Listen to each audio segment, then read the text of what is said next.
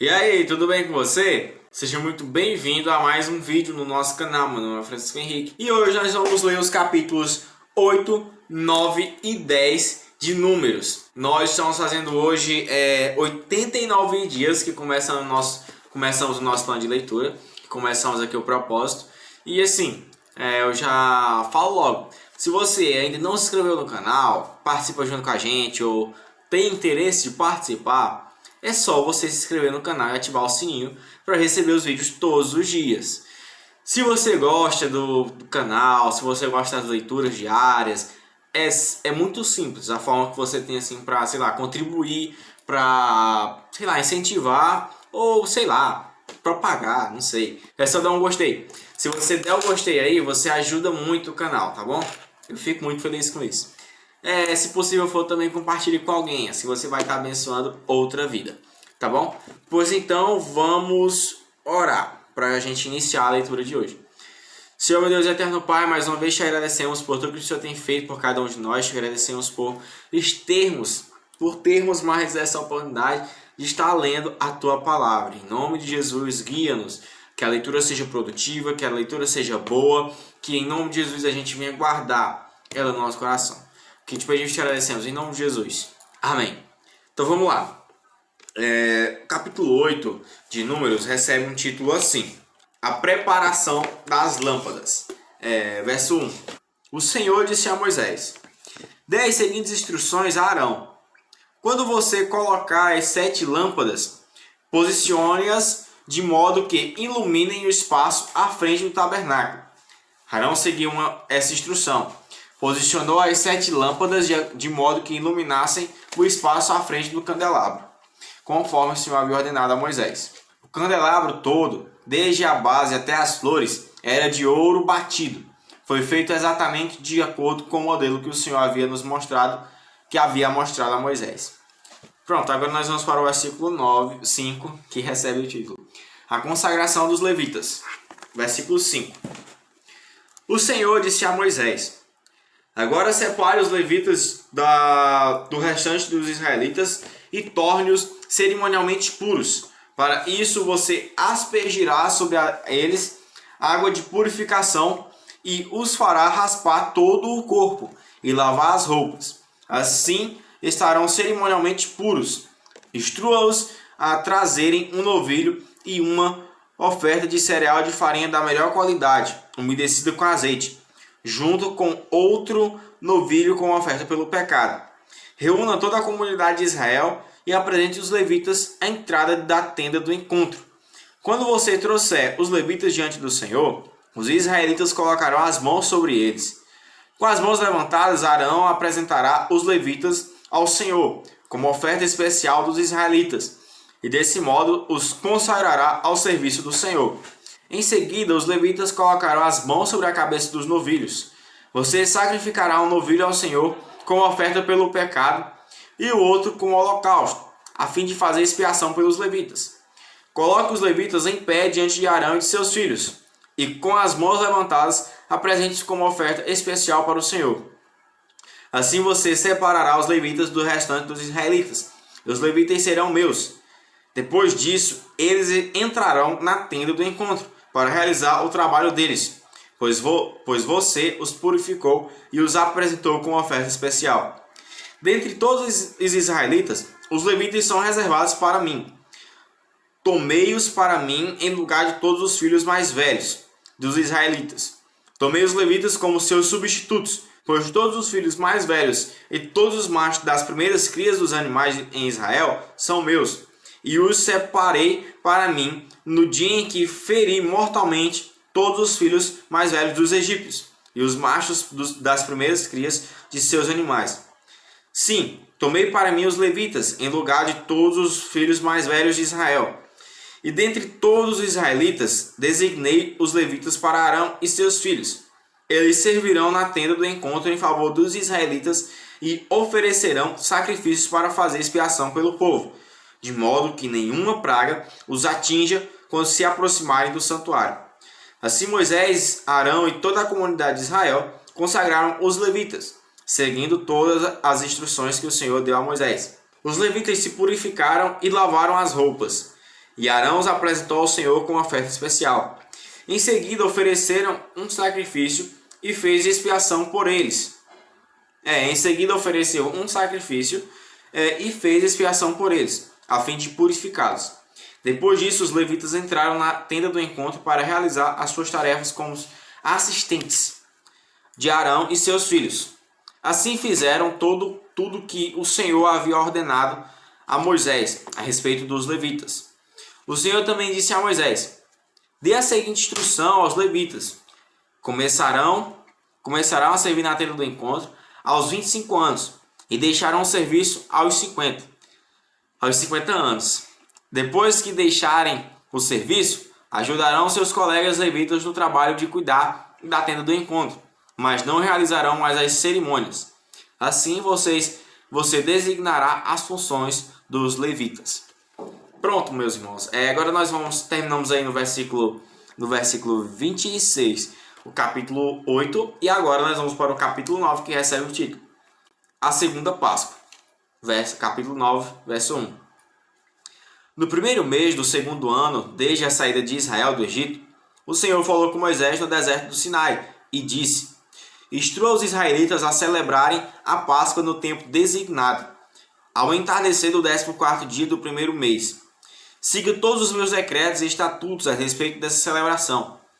Então Moisés instruiu o povo a celebrar a Páscoa no deserto do Sinai, ao entardecer do 14º dia do primeiro mês.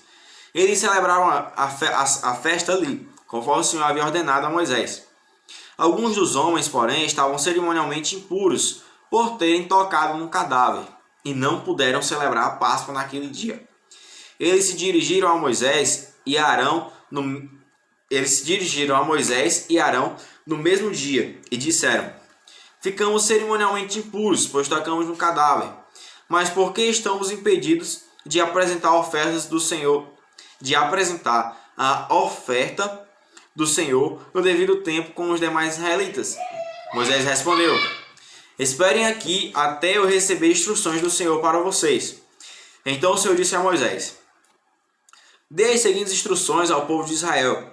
Se alguém do povo, agora ou nas gerações futuras, estiver cerimonialmente impuro no tempo da Páscoa, por haver tocado num cadáver, ou se estiver viajando e não puder comparecer à cerimônia, ainda assim celebrará a Páscoa do Senhor. Oferecerá um sacrifício de Páscoa um mês depois, ao entardecer do 14º dia do segundo mês. Nessa ocasião, comerá o cordeiro de Páscoa, acompanhado de folhas verdes amargas e pão sem fermento. Não deixará sobrar coisa alguma do cordeiro até a manhã seguinte, e não quebrará osso algum do animal. Seguirá todos os decretos acerca da Páscoa. Aquele que estiver cerimonialmente puro e não estiver viajando, mas ainda assim não celebrar a Páscoa, será eliminado do meio do povo. Se não apresentar a oferta do Senhor e no devido tempo, sofrerá as consequências de sua culpa. E se algum estrangeiro que vive entre vocês desejar celebrar a Páscoa do Senhor, deverá seguir os mesmos decretos. Esses decretos se aplicam tanto aos israelitas de nascimento como aos estrangeiros que vivem entre vocês. Pronto, agora nós vamos para o versículo 15, que recebe o título A Nuvem de Fogo. Verso 15. No dia em que foi armado o tabernáculo, a tenda da aliança, a nuvem o cobriu. Desde o entardecer até o amanhecer, a nuvem sobre o tabernáculo parecia uma coluna de fogo. Era assim que sempre acontecia. À noite, a nuvem que cobria o tabernáculo tinha a aparência de fogo, e cada vez que a nuvem se elevava da tenda do encontro, o povo de Israel levantava o acampamento e a seguia. No lugar onde a nuvem separava, eles acampavam. Assim viajavam e acampavam por ordem do Senhor, para onde ele os conduzia. Enquanto a nuvem estava sobre o tabernáculo, permaneciam acampados. Se a nuvem ficava sobre o tabernáculo por muito tempo, os israelitas permaneciam ali e cumpriam suas obrigações para com o Senhor. Às vezes a nuvem permanecia apenas alguns dias sobre o tabernáculo, de modo que o povo também ficava apenas alguns dias, conforme o Senhor ordenava. Então, por ordem do Senhor, levantavam acampamento e seguiam viagem. Às vezes a nuvem parava apenas durante a noite e se elevava na manhã seguinte. dia ou noite. Porém, quando a nuvem se elevava, os israelitas levantavam acampamento e seguiam viagem.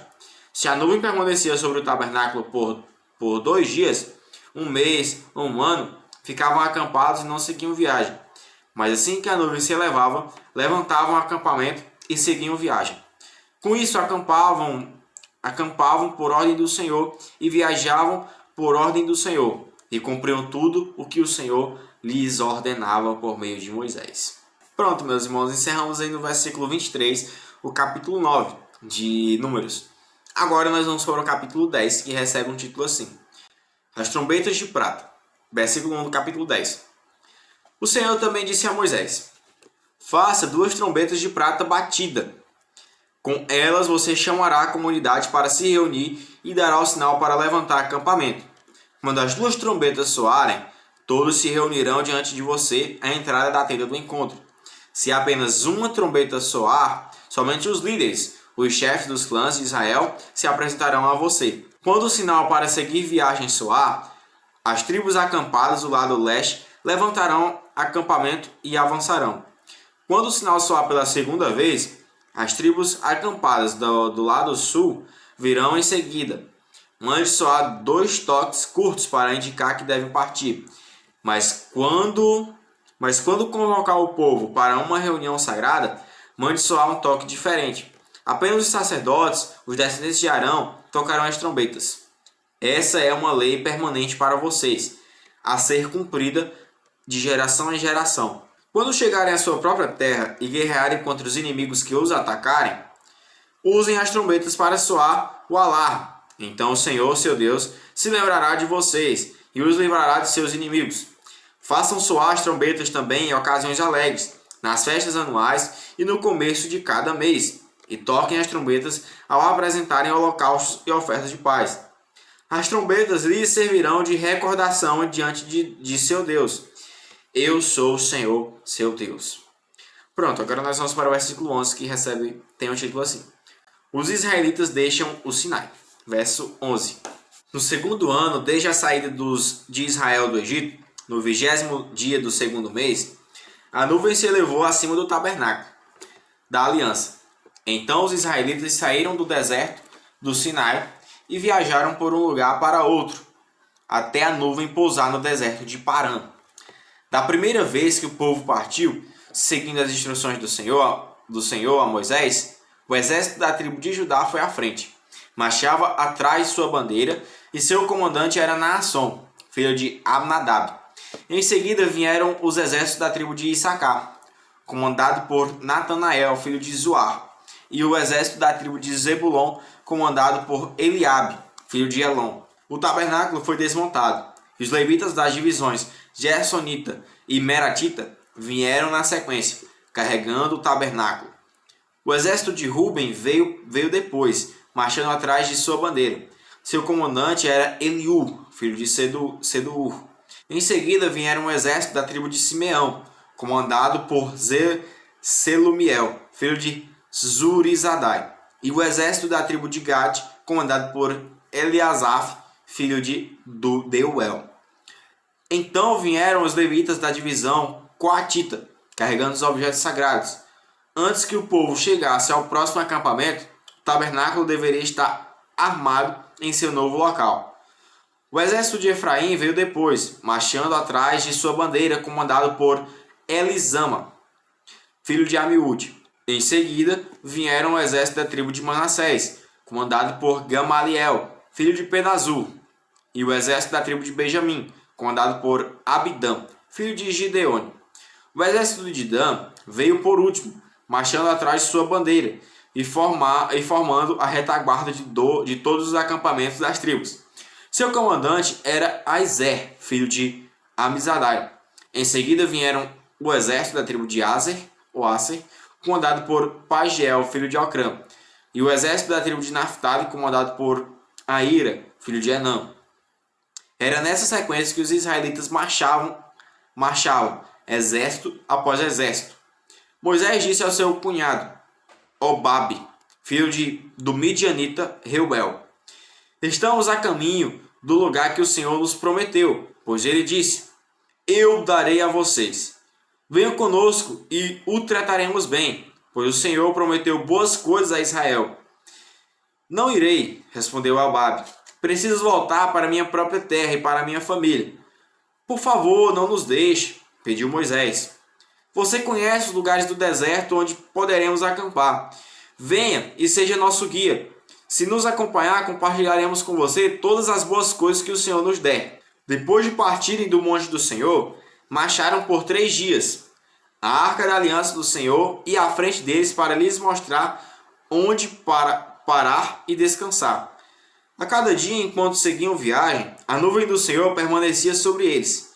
Sempre que a arca partia, Moisés exclamava: Levanta-te, ó Senhor, que teus inimigos se dispersem e teus adversários fujam de diante de ti.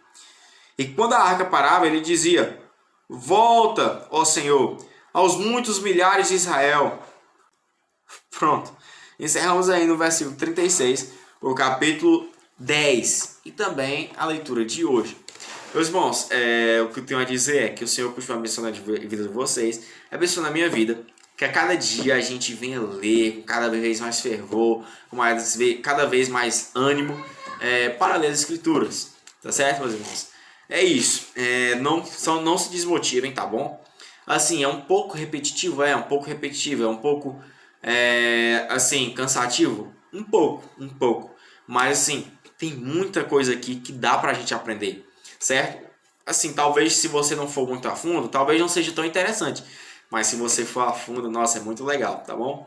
Mas assim, continue lendo a Bíblia, porque mesmo que você veja um pouquinho, entenda um pouquinho do que está se passando aqui, do que está acontecendo, isso vai contribuir muito para você. Depois você pode voltar, pesquisar mais, estudar mais e entender o completo, o todo, certo? Aquilo que era um pouco cansativo para você, antes que você não tinha tanto conhecimento, depois vai se tornar muito legal para você, tá bom?